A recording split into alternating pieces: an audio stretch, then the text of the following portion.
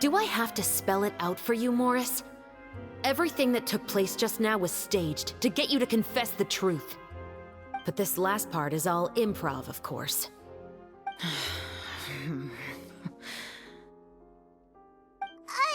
Shivers, you told us you wanted us to help you stage a play. You never said anything about the Second Musketeer. It's because even I had no way to confirm my theory until now. Thank you for your performance, Yoimiya. Could I trouble you to go and bring in the other Special Patrol members? They should be on standby just outside. Oh, and please tell the other cast members not to worry about us. We'll be rejoining them shortly. On it.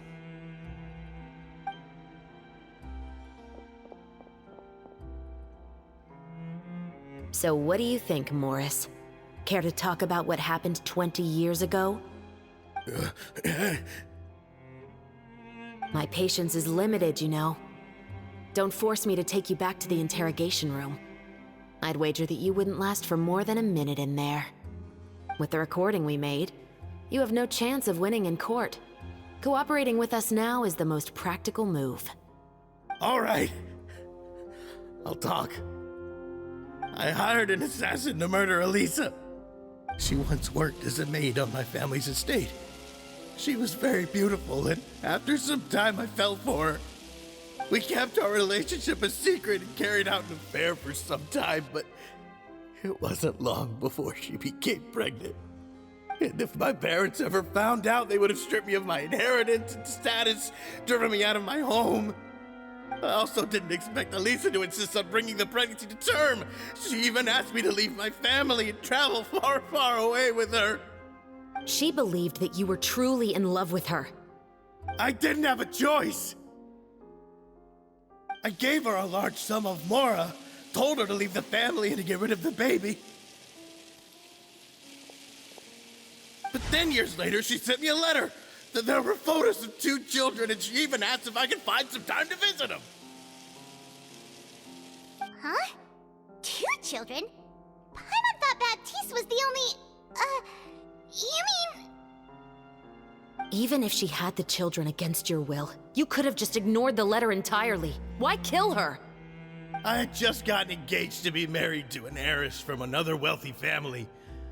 So if anyone were to find out about Elisa, my life would be completely ruined. I didn't have a choice. No. You always had a choice. You just made the wrong choice. Again. Do you know how it feels to watch your mother be killed right in front of you? My brother and I were hardly even school age yet. We were hidden beneath the floorboards, grasping each other's hands like a lifeline. We were so terrified that we didn't even know we could ever take a breath. All we could do was to watch Mother try to fight back, and then collapse to the floor. Even after the assassin left, we were still too terrified to leave our hiding spot. We thought that he might come back. It was only until the next evening when we finally climbed out and gathered around our mother. But she had already become cold and stiff to the touch. You made up your mind right then and there to bring this case to light. Not only that, we resolved to get our revenge. And that's why you became the Musketeers. No, that's why I became a musketeer. The man from before was also killed by me. My brother had nothing to do with it. I figured as much. You did? I once told these two that he didn't look like a killer to me. His confession from that night also rubbed me the wrong way. I think what really tipped me off was, how could I not feel a sense of regret in him? Huh? He confessed faster than any criminal I've ever met, but he didn't say a single word about you. He insisted that he was the sole perpetrator in the case. But after the questioning ended, I disassembled the musket we dug up from his backyard, put it in front of him, and told him to reassemble it. Wanna guess how far he got?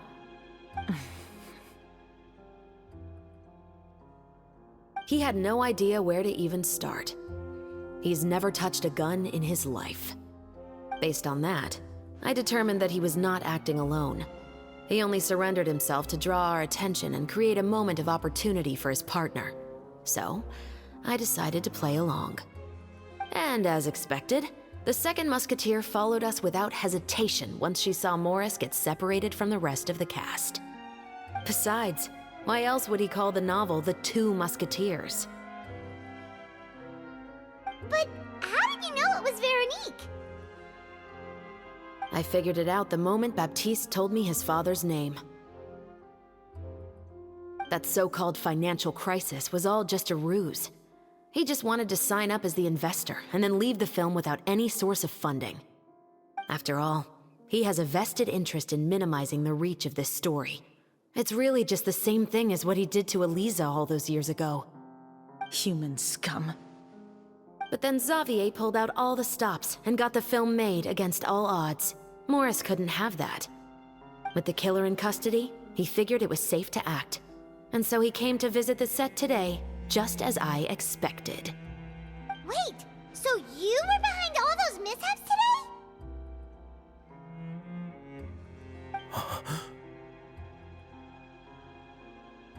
As for the identity of the second musketeer, I assumed they'd probably stay close to Morris and look for an opening. And if they already knew that Morris was the film's investor, then that narrowed the list of potential suspects as well. Furthermore, being the props manager would allow the culprit to avoid scrutiny by purchasing mechanical parts in the name of the crew. With that hypothesis in mind, I went back to check Baptiste's orphanage adoption records. Guess whose name I saw on the same page, just a few lines from his. My brother. He trusted you. As in, he trusted me to perform the deed on his behalf? He trusted you to stand on the side of justice. I am. I thought you could do it as well. Oh, the look on your face when you told him to go to hell. I really thought you'd put a bullet in his brain. You know what he has done. Are you telling me that you'd rather see him spend the rest of his life living like a king in the fortress of Meripede? I will never be able to forget the feeling of my mother's cold, lifeless hands. And you would call this ending fair? Is this what you call justice? I won't lie, Veronique. I did hesitate when your brother first told me about the truth. I wondered. I agonized over whether I should really put a bullet in his head. So why don't you? Because that should never be how justice is carried out in this world. Perhaps, to you, justice is simply reciprocated. An eye for an eye, and a life for a life. But everyone has their own understanding of justice. If everyone were to pursue their own definition of it, there would be no more order in this world. Today, you'll kill Morris, and tomorrow, his children may come for you. The world cannot render judgments based on a desire for revenge. That will only lead to a cycle of revenge, as well as the destruction of order and civilized society. Fontaine is founded on a set of laws and a standardized code of justice. That is why we are the nation of justice. But with all that said, I will promise you this. Morris will not lead a cushy life in the fortress of Meripede. Chevros, the rest of the special patrol is here. Thank you so much, Yoimiya. Letelier, Terena, please take them away.